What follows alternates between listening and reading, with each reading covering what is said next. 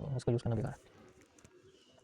चलिए तो मैं इसको समझा देता हूँ पहले आपको कि इसमें क्या रीज़न हो सकता है। देखो इसके अंदर जो हैमर है ना वो मार्केट को गिरा रहा है। ऊपर टॉप पे देखो, ये दिख रहा है आपको, ये भी है, ये भी है, तो हैमर गिराने की कोशिश कर, ध्यान से देखो, हैमर गिरा रहा है, हैमर गिरा रहा है। और जब मार्केट को इसे गिराना पड़ रहा है, जैसे यहाँ भी आप देखो गिराना इसको पड़ रहा है, तो ये अपनी कैरेक्टरिस्टिक्स को बदलने की कोशिश कर रहा है यहाँ पर। बट जो वॉल्यूम है वो इतना फास्ट नहीं है। देखो यहाँ बनाया जो मैंने मार्क किया ना वो यही है। अब जिस ट्रेंड का वॉल्यूम इतना फास्ट नहीं होता वो स्लो स्लो ऊपर जाती है। ठीक है, अभी देखोगे यहाँ पर मैंने बोला कि अगर इसको कोई बुलिश एंगल्फिंग आ जाए तो बात अलग है, बट ये अपने आप को गिराने की कोशिश कर रहा है। तो ये कब जाएगा? जब मार्केट एक बार हैमर काम करेगा, फिर उसके बाद हैमर की टेस्टिंग होगी, देन वो काम कर सकता है। ऐसे नहीं करेगा, जैसे यहाँ देखो positive engulfing and then working. तो हमें चाहिए हमारी पिछली जो रेड कैंडल आएगी उससे ऊपर एंगल्फ कर जाए, लेकिन हैमर ने एंगल्फ नहीं किया, हैमर के बाद वाली कैंडल नहीं किया, तो वो एक अलग चीज़ है चलो। बट फिलहाल के लिए हमें चाहिए हमारी जो लास्ट की कैंडल है वो एंगल्फ करे। लास्ट की कैंडल एंगल्फ नहीं हो पा रही है। आप यहाँ जितनी भी कैंडल देखोगे जो एंगल्फ हुई है वो उस पोजीशन पे नहीं है कि वो मार्केट को कंटिन्यू कर पाए। अगर आप देखोगे ये ट्रेंड का हिस्सा नहीं है, ट्रेंड का हिस्सा ये है, क्योंकि ट्रेंड नीचे यहाँ से गिरा है, ये पूरा ट्रेंड है ना, देखो ये पूरा ट्रेंड यहाँ से जा रहा है। तो ट्रेंड के लोएस्ट पार्ट, जैसे यहाँ ट्रेंड का लोएस्ट पार्ट क्या है, जितनी भी रेड कैंडल्स हैं वो एंगल्फ नहीं होगी। तो जब तक एंगल्फ नहीं होगी तब तक मार्केट हमारी मूवमेंट नहीं देगी अपसाइड में। समझ आ रहा है? वो नीचे एंगल्फ कर रही है तो इसलिए मार्केट नीचे आती है। हर हैमर अपने आप को एंगल्फ करवा रहा है रेड कैंडल की वजह से। यहाँ देखो हर हैमर अपने आप को एंगल्फ करवा रहा है, इस हैमर ने एंगल्फ नहीं करवाया। तो हमें चाहिए जो लास्ट की जैसे ये कैंडल है, ठीक है, इस कैंडल को एंगल्फ नहीं करा नेक्स्ट कैंडल, तब तक मार्केट हमारी ऊपर नहीं जाती। तो ये चीज़ ध्यान रखना, पहले बता रहा हूँ। वी नीड एंगल्फिंग नहीं होती है तो market will go to its same path, यानी कि डाउन साइड चलती रहेगी, जैसे वो चल रही नॉर्मली ऐसे चलती रहेगी। हमने एक छोटा सा रिवर्सल फाइंड आउट करने के लिए लगाया हुआ है, वी हैव टू फाइंड। नहीं तो अगर यहाँ पर अगर मार्केट हमें कुछ नहीं देती तो then it move free engulfing and then down. इसको हम लोग इंटरचेंज की तरह भी यूज कर सकते हैं, नहीं तो जैसा चल रहा है सेम हम लोग ऐसे भी कर सकते हैं जो हमारे पास नॉर्मली आ रहा है। सिंपल, समझ आया?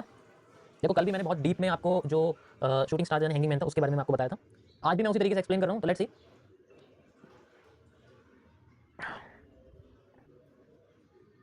क्या बात, ये जो डेडिकेशन है ये चाहिए।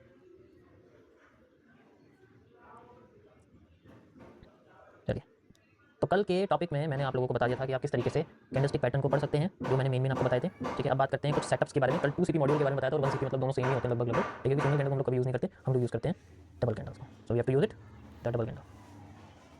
ओके, तो यस दिस। अच्छा, यहाँ पेन आ गया बना हुआ, क्या बात है, मतलब इसके अंदर आइकन्स आएंगे और इसके अंदर पेन आएगा। तो ये कल का टॉपिक था। आज हम पढ़ेंगे थोड़ा सा कि किस तरीके से आप आइडेंटिफाई कर सकते हो कि जो नॉर्मल सेटअप्स हैं उनमें हमें कैसे काम करना है। ठीक है, लेट्स सी। ये जो तुम्हारी स्क्रीन रिकॉर्डिंग ऑन हो गई ना, मुझे यहीं से दिख रहा है। ओके, थोड़ा कैमरा छोटा हो गया, कोई नहीं, मैं बड़ा कर देता हूँ। ये जो तुम्हारी स्क्रीन रिकॉर्डिंग ऑन हो गई ना, यहीं से दिख रहा है सारा आप लोगों की चोरियाँ।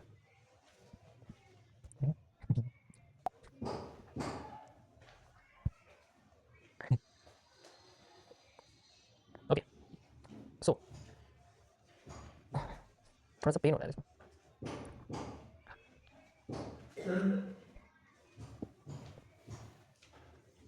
तो मैं आपको कुछ सीपी मॉड्यूल सेटअप्स के बारे में बताता हूँ। ठीक है, ये बहुत ज़रूरी होते हैं, बहुत ज़रूरी, मतलब इनसे ये बहुत इंपॉर्टेंट होते हैं। अब इसमें क्या है कि आपको क्या करना है, ज़्यादा से ज़्यादा चीज़ों को समझने की कोशिश करनी है। अब ये जो सवाल है समझना क्या है, देखो क्या होता है कि जब भी हमारे सामने मार्केट किसी भी रिवर्सल एरिया पे जाती है तो वो कई सारे मूव क्रिएट करती है रिवर्सल के, और वही सबसे ज़्यादा, देखो ये जो मैं आपको चीज़ें बता रहा हूँ ना, दिस इज द 1% पार्ट, मतलब ये आपके उस पेशेंस के 1% पार्ट का हिस्सा है जहाँ पर आपको मार्केट एंट्री देगी। ये उस 1% पार्ट का हिस्सा है। तो उसी के 1% पार्ट का हिस्सा जो है मैं आपको यहाँ बताऊँ, उसी 1% में आता है। ठीक है, ध्यान रखना, उसी 1% में आता है। तो यानी कि ये एक एग्जीक्यूशन पार्ट है जहाँ पर हमें एक्शन लेना पड़ता है, यहाँ पेशेंस नहीं चलेगा। दिस इज एक्शन पार्ट, इसे अगर इग्नोर करा, ठीक है, एक्शन पार्ट आपको इसे इग्नोर, इसमें अगर इग्नोर करा, इसमें हिचकिचाहट हुई, बहुत डीप की बात करूँ, हिचकिचाहट होती है, डर लगता है, तो भाई देखो अगर आप इस 1% पार्ट में एक्शन नहीं लिया, आपको डर लग रहा है, आपको ट्रेड लेने में सोचना पड़ रहा है, तो इसका मतलब आपका इमोशन बहुत ज़्यादा वीक है। आपको अपने इमोशनल कंट्रोल पे काम करना है। ठीक है, आपको अपने इमोशनल कंट्रोल पे काम करना है। तो यहाँ पर जो फोमो क्रिएट होता है वो खत्म करना सबसे पहले, क्योंकि इमोशनल कंट्रोल बहुत जरूरी है। मैं सारी चीज़ें लिख दूंगा, देखो मेरे समझाने के बाद भी अगर नहीं रिजल्ट आ रहा है इसका मतलब इन्हीं सब चीज़ों में प्रॉब्लम है आपकी। This is the emotional control, ये होना बहुत जरूरी है भाई, क्योंकि 99% पर्टिकुलर पोजीशन पे वेट करने के बाद आपने 1% पे एक्शन नहीं लिया, डर लग गया, अलर्ट नहीं बजा, नेट नहीं चल रहा था, और आपने ट्रेडिंग भी भूल गए, किसी काम में लग गए, जब ट्रेड पे बैठे तो वहाँ पर डर लगने लगा, तो ये प्रॉब्लम फिर ये प्रॉब्लम आपकी साइड की है, ये समझो। इसमें मार्केट की, ब्रोकर की, अमाउंट की, कैपिटल की और लाइफ की कोई गलती नहीं है। You can not blame any one of these things which I mention. ठीक है, तो छूटने के बाद फोमो होना, एक्शन ना लेना, ये सारी चीज़ें यूजर के ऊपर डिपेंड करती है। लेकिन उन सेटअप्स में जो 1% सेटअप्स हैं उसमें से आपको कुछ सेटअप्स के बारे में बता रहा हूँ, ओनली फ्यू। जैसे हम लोग कुछ रिवर्सल एरिया पे, मैं बात करूँ 1% का मतलब होता है मैं क्वांटिटी बॉक्स क्यों भी रिवर्सल एरिया के बारे में बात कर रहा हूँ, उस पे आने वाली कैंडल्स, उस पे आने वाले सेटअप की बात करूँ, तो बार बार मैं बात नहीं बोलूँगा, जो मैं बोलूँगा इसका मतलब है कि ये चीज़ें यहाँ पर आ रही हैं, वहाँ पर बन रही हैं। लेट्स से सबसे पहले हम लोग बात करते हैं वी शेप्स का।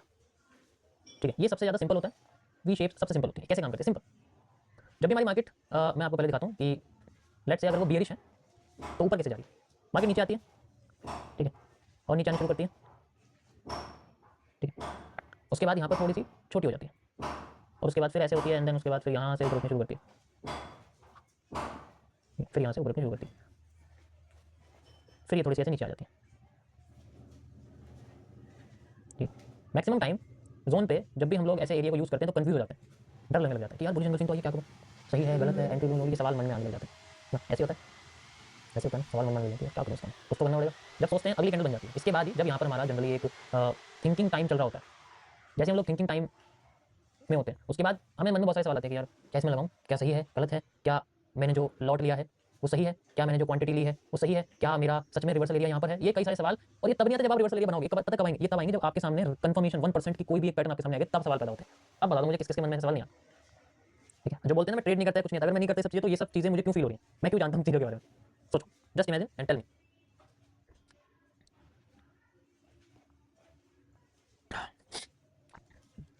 तो ये सवाल आना इट्स नॉर्मल, ये चीज़ ध्यान रखना, ये जितनी भी चीज़ें माइंड में आ रही हैं ये सारी चीज़ें नॉर्मल है, it's a part of process, ये नॉर्मल है, इसमें कोई गिटाने वाली बात या कमजोरी नहीं। तो कुछ नहीं करना, जस्ट इसमें देखो एक ही चीज़ काम करती है, दैट इज कॉल्ड ट्रस्ट, आपको अपने सेटअप पर ट्रस्ट करना, सेम ये चीज़, ठीक है। तो वी शेप में ये चीज़ होती है, सिंपली आपके सामने मार्केट सीधे आती है, ठीक है, मैं आपको थोड़ा लाइन चार्ट में समझा देता हूँ, यहाँ पर मार्केट आती है, ठीक है, और फिर उसके बाद ऊपर चली जाती है, सबसे सिंपल सेटअप होता है, इसके अंदर 4-5 कैंडल बनती है, तो हमें सबसे बॉटम की कैंडल को देखना होता है, ये तब होती है मार्केट स्नाइपर रिवर्सल करती है, स्नाइपर रिवर्सल मतलब नीचे आएगी कैंडल बनेगी सीधे ऊपर चली जाएगी, ठीक है, मार्केट नीचे आएगी और फिर बाद में वहाँ से सीधे ऊपर चली जाएगी, तो this is called simple we shape reversal, और ये मार्केट में बहुत कम आते हैं, ठीक है, बहुत कम मतलब बहुत कम आते हैं, मैं आपको ये चार्ट पे दिखाता हूँ, चार्ट पे दिखाना ज़्यादा जरूरी है, ठीक है, चार्ट पे दिखाता हूँ आपको, ये बहुत छोटे शेप लेते हैं, कहाँ चला गया, ये देखो ये बहुत छोटे शेप लेते हैं, अभी जैसे आप देखोगे यहाँ this is called V shape reversal, simple live में आपके सामने देखो, ये लाइव में, बट यहाँ पर हमें कोई कंफर्मेशन नहीं मिली हमारी कैंडल के हिसाब से, जो मैंने बताया उनमें से कुछ नहीं, जो नहीं बताया वो आई हुई है, लेकिन मैंने आपको वो नहीं बताया कि कौन सी confirmation, you can easily see कि एक वी शेप रिवर्सल, अगर आप देखोगे this is a V shape reversal, market आती है पॉजिटिव एंगल्फिंग बनाती है ऊपर भाग जाती है, इसमें कोई कंफ्यूजन नहीं है, सॉरी, ऐसी मार्केट को ऐसे ट्रेंड को यूज करना मस्ट इंपॉर्टेंट है, आपको ऐसे ही ट्रेंड को यूज करना है, ठीक है, तो थोड़ा छोटा कर देते हैं फिलहाल के लिए, ऐसे ही ट्रेंड को आपको यूज करना है, ठीक है, this is called a V shape reversal, fastest दोनों साइड में होता है और मार्केट में अच्छा रिवर्सल लेके आता है। अब आप अगर आपके उसी रिवर्सल पे कंसोलिडेट हो जाए, ठीक है, तो वहां पर आता है हमारे सामने एम या डब्ल्यू टाइप रिवर्सल, वो थोड़ा सा कंफ्यूजिंग होता है, मतलब मार्केट मूव नहीं करती अच्छे से, ठीक है, मार्केट हमारी अच्छे से मूव नहीं कर पाती है, उस कंडीशन में क्या करना है, ठीक है, तो बहुत सिंपल है, बहुत सिंपल है, मैंने सबसे पहले आपको बताया, ये सबसे ज्यादा आएगा मार्केट में, सबसे सिंपल चीज सबसे ज्यादा आती है, लेकिन उसे हम कॉम्प्लेक्स कर देते हैं। अब हम बात करते हैं थोड़े कॉम्प्लेक्स चीजों के पास, ठीक है, कॉम्प्लेक्स शेप्स के पास। लेट्स से अगर मेरे सामने मार्केट नीचे आ रही है, ठीक है, फिर दोबारा नीचे आ रही है, और नीचे आते ही उसने बुलिश एंगल्फिंग बनाई, ठीक है, और उसके बाद फिर से दोबारा इसी तरीके से नीचे आ रही है और बुलिश एंगल्फिंग फेल कर देती है, ये सारी चीजें रिवर्सल एरिया पे हो रही है, पूरा का पूरा रिवर्सल एरिया वहाँ चल रही है, ठीक है, मतलब रिवर्सल एरिया के पास चल रहा है समझो। उसके बाद फिर बाद में मार्केट में हैमर बनता है, हैमर बनता है, और फिर दोबारा मार्केट नीचे आती है और उसको एक कैंडल में फिर से फेल कर देती है। अब क्या करें, जो भी कैंडल देख रहे हो सारी फेल कर रही है, इसका मतलब कुछ गड़बड़ तो नहीं है, क्या हो गया ये, मतलब रिवर्सल एरिया पे दो बुलिश कैंडल फेल कर रही है। फिर मन में क्या आता है, सारा सवाल आता है फिर दोबारा से कहाँ पहुंचोगे, जैसे ही आएगी उसके बाद देखो, जैसे ये फेल करेगी उसके बाद वो डर, जैसे ये कैंडल फेल होगी उसके बाद वो डर सा लगेगा, ये क्या होगा, ये नहीं होता। अब जब ये कैंडल आएगी इस पर वही सेम फीलिंग आने लगेगी और वही सही चीज सोचने लगोगे, लेकिन इसमें सबसे ज्यादा फोकस जाएगा तुम्हारा रिवर्सल एरिया पे या क्वांटिटी बॉक्स पे, लॉट पे नहीं जाएगा उसके बाद, क्योंकि लॉट तो लॉस तो हो चुका है, लॉस तो हो चुका है। अब इसको कैसे सॉल्यूशन निकालोगे, इसका सॉल्यूशन कैसे निकलेगा, सोचो। अब मार्केट हमारी हमें पता तो लग गई है कि भाई हमारे दोनों बुलिश पैटर्न फेल कर चुकी है, लेकिन ये फेल क्यों कर रही है, इसका रीजन क्या है, इसका रीजन क्या है कि ये क्यों फेल कर रही है, इसका रीजन छुपा हुआ है इसके प्रीवियस ट्रेंड में, इसका ट्रेंड कैसे आ रहा था। तो आपके 1% पे आप फोकस करोगे, इससे पहले आपको ये भी देखना पड़ेगा कि ट्रेंड कैसा है, उसकी शेप कैसी है, क्या वो पहले से ही कंसोलिडेट होकर आ रहा था आपके जोन पे, तो भाई वो फेल करे। ऐसे केस में क्या करते हैं, हमें यहाँ पर यूज करनी पड़ती है कॉम्प्लेक्स शेप, जिसमें आती है सबसे पहले या तो डब्ल्यू या एम। अभी मैं नीचे हूँ बॉटम पे, तो मैं डब्ल्यू का यूज करूँ, मैं फिर से डब्ल्यू का यूज करूँ, ठीक है। तो लेट्स से अब यहाँ पर मैं शेप सोचूंगा कि मार्केट यहाँ शेप बनाएगी डब्ल्यू टाइप, अभी वो क्या कर रही है, अभी वो इस तरीके से चल रही है, जैसे ही वो डब्ल्यू बनाना शुरू करेगी इट मीन्स तब जाके मेरी मार्केट होगी। ऐसे में ही टीबीसी यूज किया जाता है, ट्रेंड बेंडिंग कॉन्सेप्ट यूज किया जाता है, बट मेन चीज क्या है, डब्ल्यू, डब्ल्यू कहाँ है, रिवर्सल एरिया, और कब होता है, जब मार्केट कंसोलिडेट होकर आ रही होती है, ये तब होता है जब फास्ट डाउनवर्ड है एंड देन फास्ट अपवर्ड होगा। लेकिन अगर स्लो डाउनवर्ड है तो स्लो अपवर्ड भी हो सकता है, उस केस में हमें यहाँ पर एक शेप की जरूरत है, हमें यहाँ पर कैंडलस्टिक पैटर्न की जरूरत नहीं है, हमें यहाँ शेप की जरूरत है, क्योंकि ऑलरेडी वो फेल होता हुआ आपने देख लेंगे बुलिश एंगल्फिंग फेल है हमारी, तो क्या करना है, मतलब शेप काम करेगा, कैंडल्स काम नहीं कर रही है तो शेप काम करेगी। मैं आपको चार्ट पे लेके चलता हूँ, वहाँ दिखाता हूँ, let's go on the chart and see. Okay, जैसे एग्जांपल के लिए ये देखो आप, ठीक है, यहाँ पर आप देखो, यहाँ को क्या दिखाई दे रहा है, ये हिस्सा आपको क्या समझा रहा है, ये हिस्सा आपको सिंपल समझा रहा है कि देखो ऐसा है बुलिश एंगल्फिंग काम नहीं कर रही, तो इसका मतलब मुझे शेप पे फोकस करना है, मुझे कैंडल पे फोकस नहीं करना। जब शेप काम कर जाएगी उसके बाद जाके कैंडल बन गई, when you see the shape works then candle works.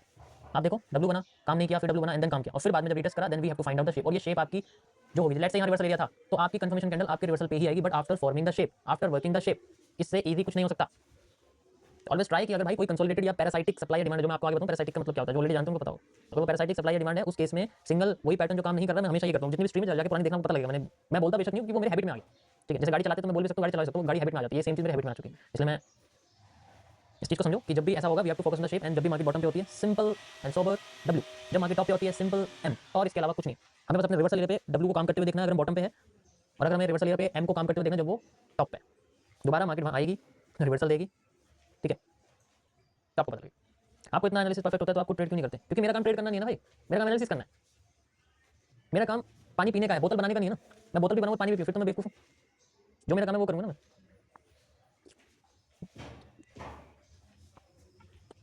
Okay,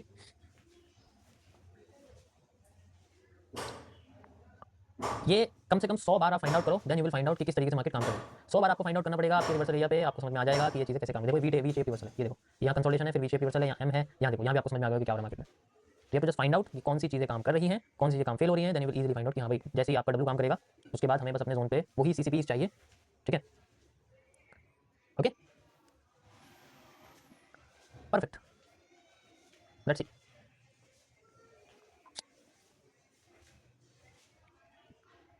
अब जैसे मार्केट अपने आप को इस तरीके से डब्ल्यू बना रही है, लाइव में करके दिखाता हूं भाई, देखो डब्ल्यू है, ये देखो फिर डब्ल्यू बना, फिर मार्केट ऊपर गई है, एंड देन फिर से अगर जब यहाँ आएगी तो हमारा रिवर्सल एरिया पहले लगा हुआ है, यहाँ आके पॉजिटिव पैटर्न देगी, then it can go upside, simple as that. मैं इसको एक्सटेंड भी कर सकता हूँ, यहाँ मुझे बुलिश सिंगल दिख रही है, वैसे मैंने यहाँ कोई पैटर्न नहीं है, कोई प्रॉब्लम नहीं, मुझे बुलिश सिंगल दिख रही है, मैं यूज कर सकता हूँ, but why I am not using, क्योंकि यहाँ भी डब्ल्यू ने काम करा, अभी पैटर्न नहीं आया है, तो पैटर्न भी आएगा, we can go with the trend.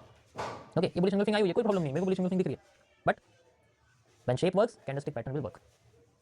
CCP नहीं बनी तो भाई बनेगी सीसीपी, क्यों नहीं बनेगी? सीसीपी बनेगी, अगर आपका एम या डब्ल्यू काम कर रहा है तो सीसीपी बनेगी। बहुत कम केस हैं जिनमें सीसीपी नहीं बनती है, और ये उसी में जब कंसोलिडेट, देखो कंसोलिडेट होती हुई आ रही है, इसलिए मैं आपको बता रहा हूं। मैं अभी सिर्फ इसकी बात करूं तो this is a we shape reversal, but अगर मैं इस पूरे की बात करूं this is not a we shape reversal, this is a consolidated zone. और अगर यहां है तो मुझे वो फाइंड आउट करना है जो चीजें फेल कर रही है। मैंने शुरू से मेंशन करता हुआ आ रहा हूं, बताया भी मैंने, hammer hammer hammer hammer hammer बोल भी रहा हूं तब से, ठीक है। समझ आया थोड़ा सा? देखो है, मैं समझ रहा हूं, पहले से मैं नया अगर समझाऊंगा तो आपको लगेगा थोड़ा कॉम्प्लेक्स होगा, बट पुराने को चेंज करके मैं थोड़ा नया बता रहा हूं, इसलिए इसे समझने में टाइम लगेगा, but it will work, it will work as simple as that. Okay, perfect. So ये हो गया, जब हमारे सामने कुछ कॉम्प्लेक्स शेप बनती है इसमें हम लोग एम और डब्ल्यू का इस्तेमाल कर सकते हैं। इसमें मतलब अगर मार्केट ऐसे आ रही है तो we can use the M, फिर मार्केट में रीटेस्ट करके उसी हमारे जोन पे आएगी, एंड देन वहां में कोई बेरिश पैटर्न मिलेगा, मार्केट फिर से नीचे आ जाएगी। तो जोन इंपॉर्टेंट है हमेशा के लिए। करेक्ट। अब हम बात करते हैं थोड़े से और मॉड्यूल्स के बारे में। कुछ मॉड्यूल्स ऐसे होते हैं जिसके अंदर हमें फॉक्स जैसे कॉन्सेप्ट को यूज करना पड़ता है, ठीक है, क्योंकि ऐसी अभी बहुत सारी चीजें जो मैं बता सकता हूं, बट उससे पहले मुझे बीच में कुछ बताना पड़ेगा, उसके बाद ही फिर वो आगे की चीजें बता सकते हैं, ठीक है। तो इसलिए फॉक्स हैं और भी बहुत सारे पिक आउट थ्योरीज की चीजें हैं, तो वो धीरे धीरे करके मैं ये मॉड्यूल सेटअप्स को, अभी मैंने बहुत बेसिक बताया, इसलिए मैं बेसिक की सेटअप आपको बता रहा हूँ। ये सेटअप टाइम के साथ बढ़ते चले जाएंगे, अभी ये सिर्फ छोटा सा मैंने आपको बताया, ऐसे जैसे बहुत सारे सेटअप बन जाते हैं, बहुत कंफ्यूजन कर देती है मार्केट, तो आप वो भी यूज कर सकते हो, लेकिन टाइम टाइम के साथ। ओके, बट द मेन चीज कि जब हमें सीसीपी पता लग गया, हमें ये पता लग गया कि किसी किसी जगह पर सीसीपी फेल होंगी, वहां में शेप का यूज करना है, जब शेप आ जाएगी वहां पर फिर हमें दोबारा से सीसीपी कंफर्मेशन में जब आएगी वो यूज करना है। तो ये यूज क्यों कर रहे हैं? वाई हम यूज क्यों कर रहे हैं? सीसीपी क्यों यूज करें? कैंडल से यूज करें, और कुछ नहीं यूज करने का, आपको दिमाग में रखिए कैंडल से यूज करें, और भी तो कुछ यूज कर सकते हैं। सवाल मन में सबके मन में ये आता है कि हम क्यों यूज करें सीसीपी? सीसीपी यूज करने का मतलब क्या, और क्या यूज कर सकते हैं? ये सवाल का आंसर आपको तब मिलेगा जब आपके पास 10 लाख से ज़्यादा कैंडलस्टिक पैटर्न पढ़ने के बाद, मार्केट में देखने के बाद थोड़ा एक्सपीरियंस आए, तो आपको पता लगेगा इसका आंसर क्या। अभी मैं बता दूंगा तो थोड़ा मजाक, हंसी मजाक वाली चीज़ है, और मैं भी उसे मूड में हूं, ठीक है। Got it? So just focus on simple setups for now, and आगे जाके मैं इनको और ज़्यादा सिंपल कर दूंगा, क्योंकि कॉम्प्लेक्स होगा आगे जाके, मैं अभी से बता रहा हूँ। चलिए नेक्स्ट चीज़ इसी के अंदर आती है। अब जितनी भी चीज़ें मैंने आपको, जैसे ये 1% आपको बताया हुआ, इसी तरीके से बहुत सारी चीज़ें हैं, लेकिन मैं आपको मेन चीज़ें बता रहा हूँ जिसमें हाफ आपकी नॉलेज है और हाफ आपका जनरली स्ट्रेटेजी है, ठीक है। इसमें से कुछ भी आ सकता है, कोई भी चीज़ हम यूज़ कर सकते हैं, सिर्फ एक चीज़ कभी मार्केट में नहीं आएगी, इनमें से कुछ भी आ सकता है, जो भी आएगा हम उसे यूज़ करेंगे, ठीक है। इसमें स्ट्रक्चर में कुछ भी आ सकता है, लेकिन जो सबसे बेसिक है वो मैंने आपको बताया, ओके। नेक्स्ट चीज़ है एक सिंपल सी लास्ट चीज़ आपकी बची है, क्योंकि 1% का खेल है, यानी कि एंट्री है, उसके बाद फिर मैं आपको ट्रेंड एनालिसिस बता दूंगा कल से, या जब भी नेक्स्ट स्ट्रीम होगी तो मैं आपको ट्रेंड यानी कि फिर सप्लाई डिमांड पड़ेगी, कौन सी क्यूएफएल कहाँ लगानी है, कब हमें 50% यूज़ करना है, कब हमें 100% यूज़ करना है, कब हमें 150% यूज़ करना है, कब हमें 200% यूज़ करना है, कब हमें डबल करना है, ट्रिपल करना है, या फिर कहीं और से दोबारा उठानी है। ये सवाल के जवाब आपके धीरे धीरे करके हर तरीके के कॉन्सेप्ट में आते रहेंगे, ठीक है। तो मैं थोड़ा सा बेसिक आपको इंट्रोडक्शन दे देता हूँ कि हम लोग किस चीज़ को कहाँ रिपीट करते हैं। मार्केट हमेशा अपने पुरानी मूव को रिपीट करती है, और इसी चीज़ को मैंने नाम दिया था एमएमसी के अंदर, one of the phenomenal thing known as the ROS, repetition of structure. Spelling थोड़ी गलत हो सकती है भाई, देख लेना। रिपीटेशन ऑफ स्ट्रक्चर, दुनिया में हर चीज़ रिपीट करती है, अगर वो रिपीट नहीं कर रही तो it is coming out from its comfort zone, ठीक है। If something is not repeating then it is coming out from its comfort zone, and when its come out it from comfort zone then it creates a trend. वो अच्छा भी हो सकता है और वो बुरा भी हो सकता है। अगर वो अपने स्ट्रक्चर को पॉजिटिव साइड लेके जा रहा है इसका मतलब वो अच्छा है, और अगर वो डाउन साइड लेके जा रहा है इसका मतलब वो बुरा है। एग्जाम्पल के लिए मैं आपको एक छोटी सी स्टोरी सुनाता हूँ, ठीक है। मैं जब इसके साथ साथ ग्राफिक डिजाइनिंग एजेंसी भी है मेरी जनरली, ठीक है, वो मैं चला रहा था, तो होता क्या था उसमें, मेरी जो जनरली हैबिट होती थी वो ये होती थी कि मुझे क्या करना है कि जो मेरी एक चीज़ चल रही है ना, मतलब जो मेरा माइंड है किसी एक चीज़ को बनाने की, जैसे जब भी आप कोई टेम्पलेट बनाते हो या कोई बर्थडे विश वाली चीज़ होती है ना, बर्थडे विश करते हैं, एनिवर्सरी विश करते हैं, तो वो फ़ॉन्ट वगैरह अगर आप कोई भी यूज़ करो या कोई भी टेम्पलेट बनाए तो उसमें सेम फ़ॉन्ट यूज़ हो रही है, सेम डिज़ाइन यूज़ हो रहा है, मैं हमेशा वही करता रहता था। ठीक है? कम से कम मैं 1.5 से 2 महीने मैंने कम से कम वही सेम फ़ॉन्ट यूज़ करी and I just copy pasting the same design, same font में करता रहा। एक टाइम के बाद, ठीक है, एक टाइम के बाद क्या हुआ, कस्टमर मुझे गाली देने लगा। मैं बहुत दबके रहता था, बहुत डाउन टू अर्थ, पहले भी था, अब भी मैं ऐसे हूँ, ठीक है। कोई मुझे कहता मैं एकदम मानने लग जाता बातों को, उन्होंने बोला कि ऐसे सब करो। अब मैं उस चीज़ को एक्सेप्ट करने लगा क्योंकि मुझे नहीं करना वैसे।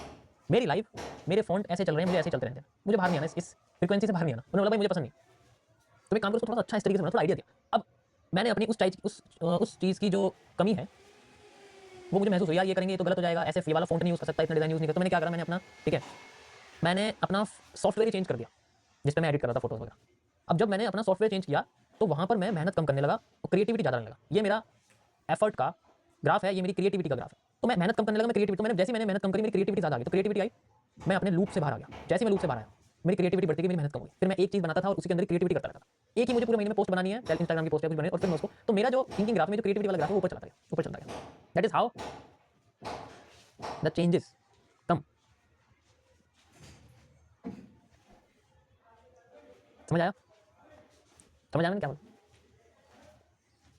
और फिर वो आज मेरे यहाँ भी हेल्प करती है। अगर मुझे कुछ भी, अब नीचे आप ये देख रहे होंगे, ये नीचे पानी सा बह रहा है, ठीक है, आग सी जल रही है नीचे, इसमें वीडियो चल रही है, सारी डिज़ाइन दिख रही है, सारी डिज़ाइन मैंने बनाई नहीं है, but it's just my mind of creativity. मुझे जो चाहिए, जो मेरे दिमाग में आ रहा है वो मैं पॉसिबिलिटी करके रहता हूँ। मुझे यहाँ सब्सक्राइबर नंबर चाहिए, मुझे लाइव लिखा हुआ आना चाहिए, यहाँ मुझे पेंसिल लिखानी चाहिए, यहाँ मुझे घड़ी चाहिए, मुझे घड़ी चाहिए, चाहे कैसे भी है, मुझे घड़ी चाहिए। That is how the creativity work. फिर उस पर काम करते हैं, फिर बनाते हैं उसको, कोशिश करते हैं, जो वो चीज़ होती है, the satisfaction level is perfect. और फिर क्या, थोड़ी हम लोग बैठ कर यही करते रहेंगे, घड़ियाँ लगाते रहेंगे अपनी लाइव स्ट्रीम पे, थोड़ी चेंज करेंगे उसको और अपग्रेड करेंगे। हर दिन धीरे धीरे करके एक एक परसेंट अपग्रेड करेंगे, तभी तो अच्छे होते चले जाएंगे। That is how the chart works. हमें चार्ट पे बस वही रिपीटेशन ढूंढना है। जिस दिन वो रिपीटेशन करना बंद कर देगा, जिस दिन वो रिपीटेशन करना बंद कर देगा, वहाँ पर क्रैश आता है, या तो पॉजिटिव साइड आता है या डाउन साइड आता है। हमें बस उस क्रैश में वेट करना है। हम उस क्रैश का हिस्सा होना चाहिए, हम उस क्रैश के अपोजिट नहीं होनी चाहिए। अगर मैं यहाँ पर हार्डवर्क ज़्यादा करता, क्रिएटिविटी नहीं करता, तो मेरा ग्राफ हार्डवर्क में होता रहता, मेरी आंखें ऐसे हो जाती, ब्लैक ब्लैक से बिल्कुल क्रो जैसी, तो जैसी जैसी। आप सोचो ना, समझ आया कुछ? हमें रिपीटेशन फाइंड आउट करना है कहाँ हो रहा है मार्केट में। बस जब रिपीटेशन होना बंद हो जाए, ये फाइंड आउट करना है कि मैं उस रिपीटेशन का हिस्सा हूँ। अगर मार्केट ऊपर जा रही है तो मैं उस रिपीटेशन का हिस्सा होना चाहिए, उस मूव का हिस्सा होना चाहिए। मुझे पता होना चाहिए कि ऊपर जा रही है। ये तभी पता लगेगा जब मैं उस रिपीटेशन को पढ़ूंगा जो वहाँ चल रहा था पिछले 1 दिन से, पिछले 2 दिन से, पिछले 10 दिन से, पिछले 1 हफ्ते से, पिछले 1 महीने से, पिछले 5 मिनट से। एक बार उस रिपीटेशन को समझ लिया, then I can find out कि मार्केट में अगला मूव क्या हो सकता है। तो आरएस का मतलब यही, एक भी कमी किसी एक साइड में दिखी, आपको उसके अपोजिट में मूव दिखेगा। जैसे मेरी कमी मेरे हार्डवर्क में मिली तो मुझे क्रिएटिविटी बढ़ी मेरी। समझ आया? चार्ट पे ये कैसे काम करता है, ठीक है। चार्ट पे बहुत सारी चीज़ें होती हैं, सप्लाई डिमांड होती है, ठीक है, वॉल्यूम्स होते हैं, लिक्विडिटीज होती हैं। तो ये तो चलो एक लैंग्वेज लर्निंग है, लेकिन जब बंदा चार्ट पे बैठता है तो वो देखता है यहाँ क्या आ रहा है, फिर मुझे देखता है मेरे लेवल पे है नहीं है, लेवल पे आता है, वेट करता है, ठीक है, इतने में वो अपने लॉट सेलेक्ट करता है, अपना बैलेंस देखता है, रिस्क मैनेजमेंट सेट करता है। उसके बाद जैसे मार्केट के लेवल पे आती है, कंफर्मेशन मिलती है, ट्रेड लगा देता है, टीपी लगा देता है, अलर्ट्स लगा देता है एसएल पे, और 50% पे या जो भी उसकी ट्रेडिंग की कंडीशंस होती है, जैसे वो सारी फुलफिल हो जाती हैं, देन वो अपना सिस्टम बंद करेगा और जाके अपना काम करेगा, ताकि उसका मन उसके चार्ट और ट्रेड से डाइवर्ट हो जाए। This is the simple work जो हर कोई करता है, बट ये बोलने में बहुत सिंपल है, सिंपल सा है। तुम्हें क्या लगता है हर 2 मिनट में बंदा ट्रेडिंग व्यू MT5 खोल के नहीं देखेगा? बिल्कुल खोल के देखेगा। तो उस रिपीटेशन को तोड़ना है। मैंने उस रिपीटेशन को कैसे तोड़ा? मैंने ट्रेडिंग बंद कर दी, ट्रेडिंग बंद, रिपीटेशन ही टूट गया। और फिर मैं उसी काम पे फोकस करने लगा जिससे मेरी ट्रेड अच्छी हो। कैसे अच्छी होगी? मैं एनालिसिस करूंगा तो अच्छी होगी, या ट्रेडिंग ही करता रहूंगा, ट्रेड ही दबाता रहूंगा, बाय सेल करता रहूंगा, उससे अच्छी हो जाएगी? ट्रेड पर रोता रहूंगा, लगाने के बाद रोने की जो हैबिट है वो आ जाएगी। तो रिपीटेशन तोड़ना पड़ेगा। तो हर चीज में रिपीटेशन, समझ में आ रहा है क्या कह रहा हूं मैं? मुझे अगर अपनी रिपीटेशन तोड़नी है तो पहले मुझे अपनी हैबिट तोड़नी पड़ेगी, कंफर्ट वाली हैबिट तोड़नी है। बहुत लोगों को कनेक्टिविटी वही होगी कि हाँ यार ऐसा तो है। ट्रेड लगाने के बाद तो फिर मैं दुनिया भर के एक्सप्रेशन मेरे माइंड में आते हैं, ट्रेड से पहले गायब हो जाता है माइंड, क्या चल रहा है, कुछ आ भी रहा मार्केट में, कुछ नहीं आ रहा। ऐसा ही है, सारे लोग बोलो, जितने भी लोग बैठे हैं सब अपने बारे में बताओगे, हाँ क्या ना ऐसा है नहीं है, ठीक है। तो this is the main thing. अगर मुझे कोई क्रिएटिविटी करनी है, which I need, which I want to create, अगर मुझे कोई चीज़ सॉल्व करनी है तो मैं सॉल्विंग पार्ट पे फोकस करता हूँ। मैं उसी चीज़ को रिपीट करता हूँ, उसी चीज़ को डेवलप करता हूँ, और फिर बाकी का पार्ट अलग काम करता है, अलग बंदा करता है, कोई और करेगा या कैसे भी करेगा। This is the main thing. तो मैं अपने अपने पर्सनल उस पर्टिकुलर चीज़ पे काम करूंगा जो मेरे को डेवलप करनी है, जिसमें मुझे हार्ड वर्क ना करना पड़े, जिसमें मुझे स्मार्ट वर्क करना पड़े, ठीक है। भाई मेरा काम अगर डैम बनाने का है तो मैं डेली उसे जाके बारिश में, बारिश ना में, ऊपर नीचे थोड़ी करता रहूंगा। मेरा काम डैम बनाने का है। मेरा काम ये भी नहीं कि मैं उसमें ईंटें लगाऊंगा, नहीं, मेरा काम डैम बनाने का है। This is just my design, और नेक्स्ट डैम मैं उससे अच्छा बनाऊंगा क्योंकि मुझे उसकी हैबिट है, वो मेरा काम है। अब आपके ऊपर डिपेंड करता है कि आप क्या करना चाहते हैं। जैसी ट्रेड खत्म हो जाएगी, सारी की सारी मार्केट आपके सामने ऐसे लगेगी, यार ये इतनी सिंपल थी, मैंने क्या कर दिया, ये तो बहुत सिंपल थी। एक ऐसा सर के ऊपर से बोझ उतरता है जैसे ट्रेड क्लोज होती है कि जैसे पता नहीं कितने तगड़े डिप्रेशन में से बाहर आए। तो ऐसा नहीं होना चाहिए भाई, अपना काम हटाओ। This is not a trader channel, this is analyst channel. हम लोग बहुत कूल माइंडेड होते हैं। आपने मुझे कभी भी किसी भी तरीके की डिप्रेशन स्ट्रेस में नहीं देखा होगा, ठीक है। चाहे मेरा एनालिसिस गलत जाए, चाहे मेरा एनालिसिस सही जाए, चाहे मेरा एनालिसिस गलत ही होते रहे, चाहे मेरा एनालिसिस सही होते रहे, we always have a smile. ऐसा नहीं होता कभी। यही चीज़ है जो एक ट्रेडर और एनालिस्ट के बीच की रेखा को बनाती है। आपको अगर दोनों बनना है तो बाकी सब बने हुए हैं ऑलरेडी, ठीक है। तो it's just the same thing, you have to break the repetition, उसके लिए आपको रिपीटेशन को समझना पड़ेगा। अगर आपको ब्रेक करना है repetition which is known as the breakout, तो ये जब ब्रेक करके आपका ट्रेंड बनेगा इसको हम लोग बोलते हैं ब्रेकआउट, बी आर। जब वो नीचे जाती है उसे भी हम लोग बी आर कहते हैं, लेकिन उसे ब्रेक डाउन कहते हैं। मार्केट में दोनों साइड मार्केट है। तो जब ऊपर ब्रेक करेगी तो इट मींस है कि आपका वो ब्रेकआउट हो रहा है, आपने रिपीटेशन समझा और आपने समझा कि मार्केट में ब्रेकआउट होगा, ब्रेकडाउन नहीं होगा। तो ब्रेकआउट समझने के लिए आपको रिपीटेशन समझना है, ब्रेकडाउन समझने के लिए भी आपको रिपीटेशन समझना, दोनों चीज़ें बहुत इंपॉर्टेंट हैं। समझ में आई थोड़ी सी स्टोरी? तो अभी सारे लोगों की एक डिफरेंट प्रॉब्लम है। 60% लोगों की प्रॉब्लम अलग है, 20% लोगों की प्रॉब्लम अलग है, फिर 20% लोगों की प्रॉब्लम अलग है, सबकी प्रॉब्लम अलग अलग है। ठीक है, तो अपनी सारी प्रॉब्लम को हटाओ, ये देखो कि रिपीटेशन किस चीज़ का हो रहा है, कि मैं डेली इसी प्रॉब्लम को लेकर बैठता हूँ, उसको तोड़ने की कोशिश करो और एक पॉजिटिव तरीके से कि मैं आगे जाके उसको कैसे कर सकता हूँ, उसको कैसे पॉजिटिव तरीके से। रिपीटेशन टूटना चाहिए, अगर वो चीज़ नुकसान दे रही है तो रिपीटेशन तोड़ो भाई। डाउन में जा रहा है आपका ग्राफ, आपके डिसीजन का ग्राफ डाउन में जा रहा है। जिस दिन आपको लग रहा है कि मेरी क्यूएफएल या मेरा रिवर्सल एरिया काम नहीं कर रहा लगातार, उस रिपीटेशन को तोड़ने की कोशिश करो। क्या गलत कर रहे हो, उसके लिए आपको रिपीटेशन पढ़ना पड़ेगा। इसलिए मैं देवन से कहता हूँ जर्नल बनाओ, जर्नल होगा तो you will find out what is the repetition which is causing me to take the wrong reversal area और maybe the wrong supply demand. जब आपके सामने डेटा नहीं है तो कैसे पता करोगे? मेरे पास तो डेटा है, मुझे जर्नल बनाने की जरूरत नहीं है। My life stream are my data. जिस दिन मुझे लगता है मैंने गलत बनाया था उस दिन मैं चुपचाप जाके वो लाइव स्ट्रीम देख लेता हूँ अपनी खुद की, मुझे पता लग जाता है कि मुझे चार्ट सेव करना नहीं पड़ता। ये रीजन है, मैं मेरा ट्रेडिंग चार्ट हमेशा आप देखो क्लियर रहता है। मैं कुछ फालतू के पहले की तरह लेवल्स वगैरह नहीं लगा के रखता। आपने बहुत लोगों को देखा होगा कि वो लेवल्स वगैरह लगाते हैं। ठीक है, तो इट जस्ट की सिंपल चीज़ों को करना चाहिए। समझ आया? तो मैंने आपको एक ओवरव्यू रिपीटेशन ऑफ स्ट्रक्चर का एग्जांपल दे दिया है। ठीक है, इसके अंदर कई सारे पैरासाइटिक इफेक्ट भी होते हैं। अब आप सोचोगे मार्केट को इतना कॉम्प्लेक्स क्यों कर रहा हूँ? भाई मजा आता है कॉम्प्लेक्स करने में। ठीक है, जब समझ में आता है ना, पहले ही समझ में आने लग जाती है मार्केट पर ट्रेड लगाने के बाद ऐसा नहीं लगेगा कि यार ये तो हाँ ये भी था इसमें। ऐसे नहीं बोलोगे कभी, ये मुंह से वर्ड नहीं आएंगे कभी। एक बढ़िया एमएनसी एनालिस्ट के मुंह पे कभी ये वर्ड नहीं आते एनालिसिस होने के बाद कि हाँ ये था, वो पहले ही निकाल के बैठ जाएगा सब कुछ। कैंडल की एक वीक का मेजरमेंट करके बैठ जाएगा, ना कोई इंडिकेटर ना कुछ, nothing, but takes time and takes time. Got it? चलो आज का टॉपिक आप लोगों ने बताया, मार्केट ने भी हमें अच्छा मूव दिया है, बट अभी वो हमारे उस पर नहीं आई है जिस जगह हमें चाहिए थी। And it's okay, available single thing भी यूज़ कर सकते हैं, बट इट्स ओके। सो